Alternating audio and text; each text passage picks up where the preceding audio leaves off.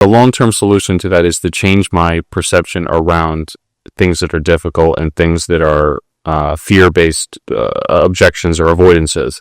And that would be to associate that with an attack, associate those situations with almost aggression. And that would have to be to kind of to override the fear, would have to be some sort of aggression. So I would, in a perfect world, I would be seeing these things that are difficult and be like, I'm going to go attack that and associate those with that.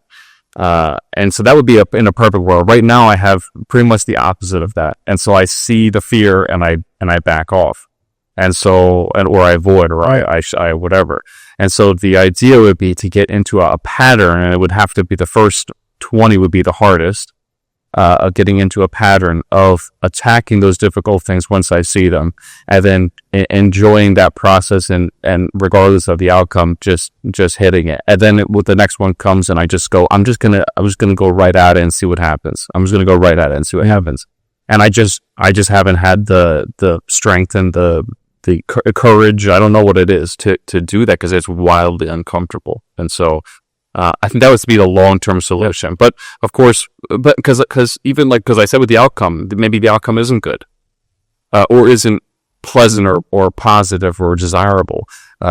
With this, I can motivate myself because I don't want to pay that. I don't want to pay the penalty. And so I'd be like, okay, this is basically work. This is basically making money if I can save $400 a year. Because I think that it was close to $300, $400, $500, the penalty, I think. And I didn't think I was going to have to pay any taxes because of the way that inventory went and sales and expenses. I'm still at the beginning, and so I'm not making much money versus my expenses. And so I wasn't expected to pay that much.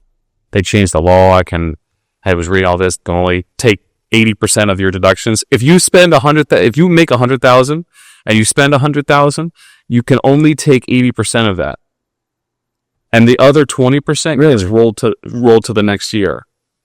Yeah. And so I was like, but my income is this. I have small income. Yeah. Like, why is I barely made money. Why am I paying all this in taxes? Right. So that was fun. Not at all. Yeah. And like 400 of that was a fee. You'll have the deductions next year though, right?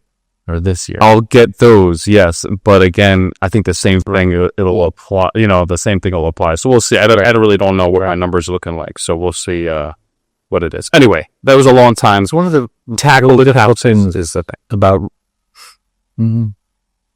difficult things about running a business yourself. I have had many people be like, come on, just hire somebody for that. Hire somebody to do your taxes, hire somebody to do your payroll. It's like, okay, that's fantastic advice. Will you pay for them?